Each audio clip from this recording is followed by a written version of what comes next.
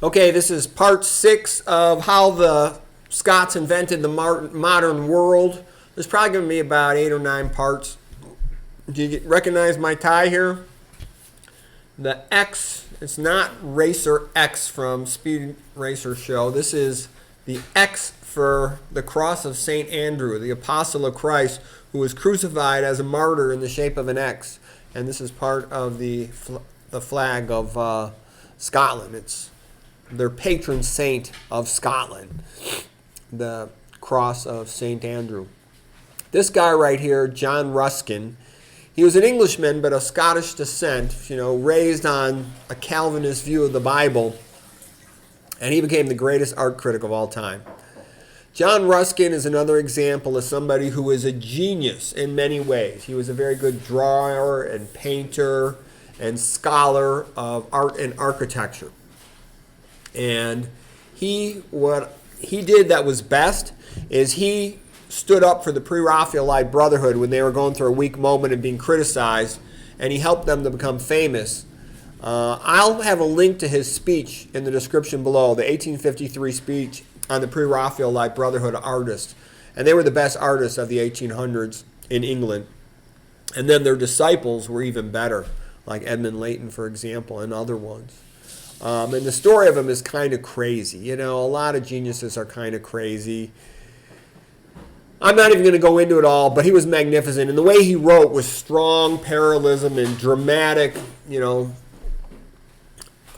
opposition, okay? Binary opposition. It's a very powerful way to write, very biblical and strong, very elevated register.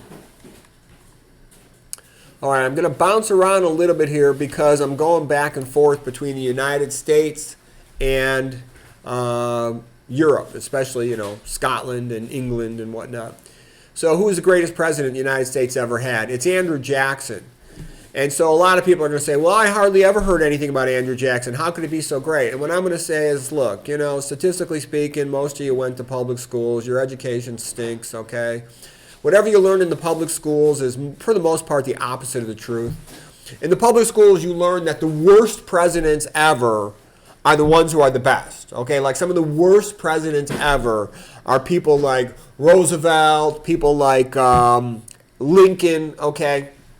So whenever somebody screws over the public and sells out and centralizes power, taking it away from the public, they celebrate that person. But when somebody does the opposite, like Andrew Jackson, gives power to the people, that person doesn't get taught in the public schools. So he's a guy who stood up for the people. Old Hickory. He's a military hero, like an orphan at a young age.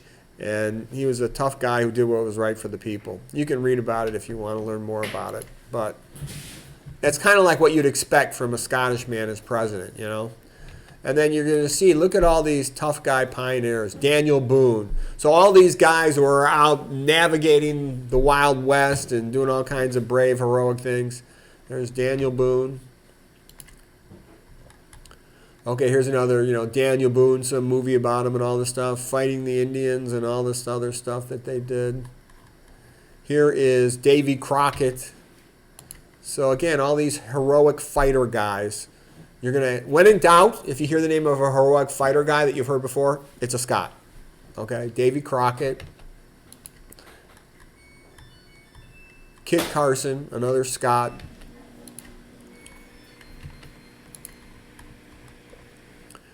General Ulysses S. Grant, the leader of the Union.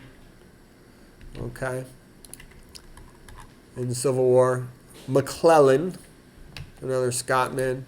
Whenever you see MC in there, it often usually means the guy's of Scottish descent. Like son of. Stonewall Jackson was Scottish descent. I don't know if Robert E. Lee was. Okay, he was a great general. Unfortunately he got wounded, but he was a great heroic guy. Jeb Stuart, another guy of Scottish descent. All right, so that's it for part 6 of how the Scots invented the modern world. I hope you found that interesting or helpful.